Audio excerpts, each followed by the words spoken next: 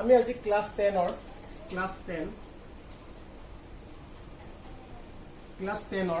পোহৰৰ প্ৰতিফলন আৰু প্ৰতিফলন যিটো পাঠ আছিল আমি সেই পাঠটোৰ বিষয়ে পঢ়িম। আমি প্ৰতিফলনৰ বিষয়ে পিছত পঢ়িম। আজি আমি পোহৰৰ প্ৰতিফলন কি তাৰ বিষয়ে পঢ়িম। এতিয়া আমাৰ হেডলাইনটো ফাৰ্ষ্ট হ'ব পোহৰৰ প্ৰতিফলন।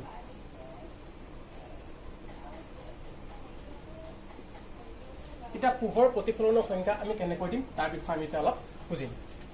সাপোজ আমি এখন সমতল দাপোন আঁকিলো।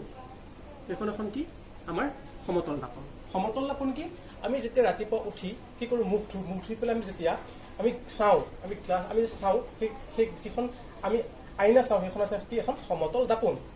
এতিয়া আমি সমতল দাপোনখনৰ আমাৰ কি হৈ থাকে এটা পিনে এনেকৈ কি থাকে ডাঠ এখন আৱৰণ থাকে আৰু এটা পিনে আমি দেখা পাওঁ। এতিয়া কি হ'ল এডাল পোহৰ ৰশ্মি আহিলে এনেকে পোহৰ ৰশ্মি সদায় কি হয় এইটো কথাটো সদায় মনত ৰাখিব লাগিব। পোহৰ ৰশ্মি সদায় কি হয় ষ্ট্ৰেট লাইনত আহে সদায়। সি কেতিয়াও এনেকে বেকা বেকিকৈ এনেকে সি কেতিয়াও নাহে। কেনেকে কি সদায় ষ্ট্ৰেট লাইন সৰলৰেখাত আহে। অৰ্থাৎ কি হ'ল এডাল পোহৰ ৰশ্মি আহিল এই যিখন আমাৰ দাপোন আছে সমতল দাপোনখনত সেই সমতল দাপোনখনত আহি পেলাই আমাৰ পৰিল। সেই সমতল দাপোনখনত আহি পৰিল আৰু সি এনেকৈ পাৰ হৈ গুচি গ'ল। অৰ্থাৎ ইয়াৰ পৰা আমি পোহৰৰ প্ৰতিফলনৰ সংজ্ঞা এনেকৈ দিব পাৰোঁ যেতিয়া পোহৰ এটা মাধ্যমৰ পৰা আহি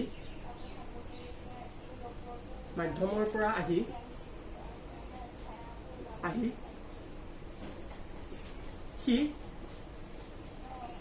একেটা মাধ্যমলৈ উভতি যায় তাক পোহৰৰ প্ৰতিফলন বোলে।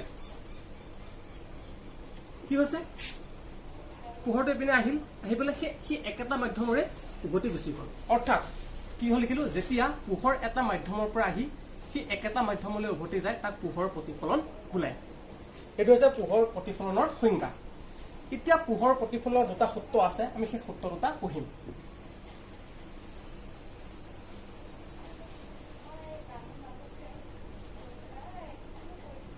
পোহৰৰ প্ৰতিফলনৰ সূত্ৰ বহুত ইম্পৰ্টেণ্ট পৰীক্ষাত আহে এইকেইটা ভালকে আপোনালোকে চাই ল'ব। এতিয়া আমি কি কৰিলো এখন আমাৰ কি সমতল দাপোন আমাৰ কি সমতল দাপোন। ইয়াৰ এটা পিনে কি হৈ আছে ডাঠ এখন আৱৰণ আছে এখন আছে কি উজ্জ্বল। এতিয়া কি হ'ল আমাৰ এইপিনে এডাল আহি কি আহিল ৰশ্মি আহিল এডাল কি আহিল ৰশ্মি আহিল। যিডাল ৰশ্মি আহি পেলাই এই যিখন সমতল দাপোন আছে এই সমতল দাপোনখনৰ পৰিৱেশ কি বুলি কোৱা হয় আপতিত ৰশ্মি বুলি কোৱা হয়। আপতিত ৰশ্মি।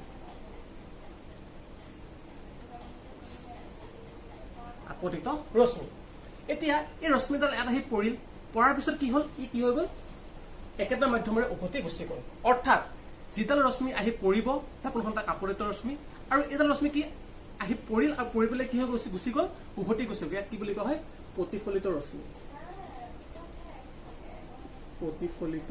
ৰশ্মি। এতিয়া যিটো পইণ্টত আহি পেলাই এই আপতিত ৰশ্মিডাল পৰিল ইয়াক আমি কি বুলি কওঁ O বুলি দিলো আৰু ইয়াক কি বুলি কোৱা হয় আপতন কোণ। এতিয়া আমি যদি এই আপতন কোণৰ পৰা এডাল যদি কি অভিলম্ব আঁকো এডাল যদি আমি এনেকে অভিলম্ব আঁকি দিওঁ এডাল কি বুলি কয় অভিলম্ব। এতিয়া আমি পোহৰ প্ৰতিফলনৰ সূত্ৰ প্ৰথমতে দিব পাৰিম যে এইটো কি বুলি কোৱা হয়।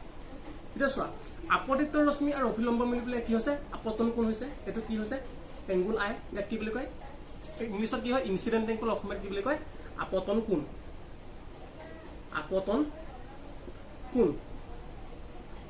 তেনেকে এইটো কি হৈছে প্ৰতিফলন কোণ।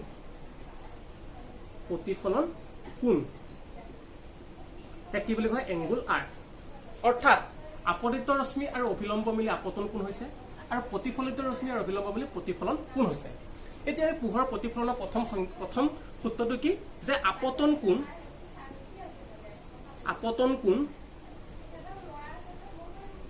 কোণ আৰু প্ৰতিফলন কোণ সমান অৰ্থাৎ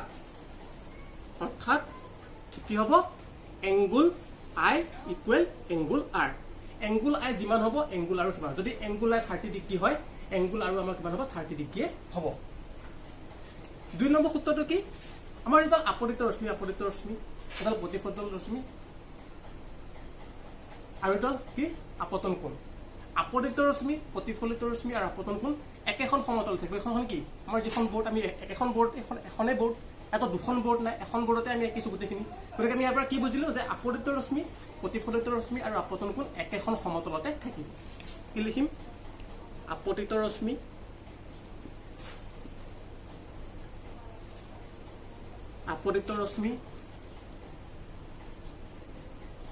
প্ৰতিফলিত ৰশ্মি আৰু আপতিত ৰশ্মি প্ৰতিফলিত ৰশ্মি আৰু আপতন কোণত অঁকা অভিলম্ব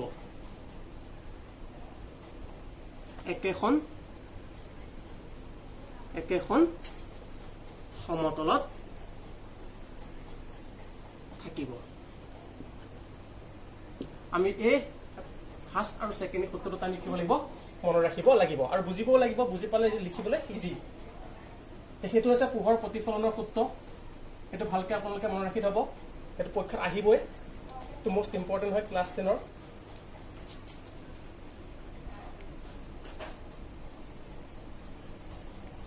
আমি পোহৰ প্ৰতিফলনৰ সূত্ৰ পোহৰ প্ৰতিফলনৰ সংজ্ঞা আৰু পোহৰ প্ৰতিফলনৰ সূত্ৰ আমি পঢ়িলো এতিয়া আমি দুটা বস্তু অপকাৰী ৰশ্মি কি আৰু অভিকাৰী ৰশ্মি কি সেই দুটা বিষয়ে আমি জানিব লাগিব অপকাৰী ৰশ্মি ইংলিছত কি বুলি কয় কনভাৰ্জেন্ট ৰে বুলি কোৱা হয় এতিয়া অপকাৰী ৰশ্মি কি সাপোজ এখন আমাৰ দাপোন মই এক্সাম্পল হিচাপত দিছো দাপোন এতিয়া দাপোনত কি হ'ল এটা কি আছে এইটো পোহৰ সোৰ্স এতিয়া এই পোহৰ সোৰ্সটো যেতিয়া আহি পেলাই এই দাপোনখনত পৰিব তেতিয়া যদি এই দাপোনখনে কি কৰে কি হ'ব দাপোনখন পৰলে কি কৰে এইটো কি কৰিব প্ৰতিফলন কৰাৰ লগে লগে যদি কি হয় যদি এই পোহৰ যিবিলাক এই যিখন আমাৰ দাপোন আছে দাপোনখনৰ পৰা যদি ৰশ্মিবোৰ গৈ পেলাই এনেকৈ গৈছে এনেকৈ গৈছে গৈ পেলাই যদি এটা নিৰ্দিষ্ট বিন্দুত পৰে কি হৈছে দাপোনখনৰ পৰা ৰশ্মিবোৰ ওলাইছে আৰু এটা নিৰ্দিষ্ট বিন্দুত পৰিছে তেনে তাক কি বুলি কয় অপকাৰী ৰশ্মি বুলি কোৱা হয় গতিকে আমি অপকাৰী ৰশ্মিৰ সংজ্ঞা কেনেকৈ দিম যেতিয়া দাপোনৰ পৰা নিৰ্গত হৈ ৰশ্মিবোৰ এটা নিৰ্দিষ্ট বিন্দুত পৰিব তাক কি বুলি কয় অপকাৰী ৰশ্মি বুলি কোৱা হয় এটা অপকাৰী ৰশ্মি কোনবোৰ আমাৰ যেটো গাড়ীৰ হেডলাইটটো কি হৈছে আমাৰ যেটো লাইটটোৰ পৰা এনেকৈ গৈছে গৈ পেলাই এটা নিৰ্দিষ্ট বিন্দুত পৰিছে এনেকৈ গৈ পেলাই নিৰ্দিষ্ট এটা বিন্দুত পৰিছে গতিকে এইটো কি হৈছে এটা অপকাৰী ৰশ্মিৰ সংজ্ঞা কি যে যেতিয়া দাপোনৰ পৰা নিৰ্গত হোৱা ৰশ্মিবোৰ এটা নিৰ্দিষ্ট বিন্দুত পৰিব তাক কি বুলি কোৱা হয় অপকাৰী ৰশ্মি বুলি কোৱা হয় অপকাৰী ৰশ্মিৰ আমি এক্সাম্পল কি দিব পাৰো যে গাড়ীৰ হেডলাইটটো কি যে যেতিয়া কি হৈছে পোহৰ নিৰ্গত কৰিছে ৰশ্মি নিৰ্গত কৰিছে এটা নিৰ্দিষ্ট বিন্দুত গৈ সি পৰিছে গতিকে কি ক'ব পাৰে অপকাৰী ৰশ্মি হৈছে এইটো সংজ্ঞা ঠিক তেনেকৈ আছে অভিকাৰী ৰশ্মি অভিকাৰী ৰশ্মি তাক ইংলিছত কি বুলি কয় ডাইভাৰজেন্ট ৰে অভিকাৰী ৰশ্মি কি এবাৰ কি হ'ল যে সি কেনেকৈ গৈছে এটা নিৰ্দিষ্ট পইণ্টৰ পৰা আৰম্ভ কৰি এনেকৈ ৰশ্মিবোৰ এনেকৈ ওলাই গৈছে অৰ্থাৎ এটা নিৰ্দিষ্ট বিন্দুৰ পৰা নিৰ্গত হৈ যদি ৰশ্মিবোৰ কি হৈ যায় চাৰিওপিনে বিয়পি যায় তাক কি বুলি কোৱা হয় অভিকাৰী ৰশ্মি বুলি কোৱা হয় অভিকাৰী ৰশ্মিৰ এটা এক্সাম্পল কি দিব পাৰো আমাৰ যিটো ৰাস্তাত এটা লাইট থাকে লাইটটো কেনেকৈ থাকে এনেকৈ আছে এইটো লাইটটো এনেকৈ আছে লাইটটো কি কৈছে এইটো পোহৰটো এনেকৈ পুৰা চপাই দিনে কেনেকৈ দিছে সি এনেকৈ দিছে চাৰিওপিনে বিয়পাই দিছে গতিকে এইটো কি হৈছে অভিকাৰী ৰশ্মি আমাৰ যিটো ৰাস্তাৰ লাইট সেইটো হৈছে কি অভিকাৰী ৰশ্মিৰ এক্সাম্পল আৰু যিটো আমাৰ গাড়ীৰ হেডলাইট সেইটো হৈছে কি অপকাৰী ৰশ্মিৰ এক্সাম্পল অপকাৰী ৰশ্মিৰ ডেফিনেশ্যন কি যেতিয়া দাপোণৰ পৰা নিৰ্গত হোৱা ৰশ্মিবোৰ এটা নিৰ্দিষ্ট বিন্দুত পৰিব, তাক অপসাৰী ৰশ্মি বুলি কোৱা হয়। আৰু অভিসাৰী ৰশ্মি কি? যেতিয়া এটা নিৰ্দিষ্ট বিন্দুৰ পৰা আৰম্ভ কৰি ৰশ্মিবোৰ চাৰিওপিনে বিয়পি যাব, তাক কি বুলি কয়? অভিসাৰী ৰশ্মি বুলি কোৱা হয়। আজি মই পোহৰ প্ৰতিফলন আৰু প্ৰতিসৰণৰ এইখিনিয়ে পঢ়ালো। ইয়াত যদি কিবা সুধিব লগা আছে আপোনালোকে কমেণ্ট ছেকশ্যনত জনাব আৰু চেনেলটো ছাবস্ক্ৰাইব কৰিব। মই পোহৰ প্ৰতিফলন আৰু প্ৰতিসৰণৰ গোটেই চেপ্টাৰটো কমপ্লিট কৰি দিম আৰু যদি কিবা সুধিব লগা থাকে জনাব। Thank U.